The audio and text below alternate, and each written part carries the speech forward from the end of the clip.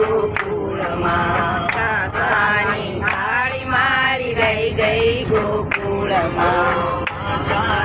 થાળી મારી રહી ગઈ ગોકુળમાં કાસાની થાળી મારી રહી ગઈ ગોકુળમાં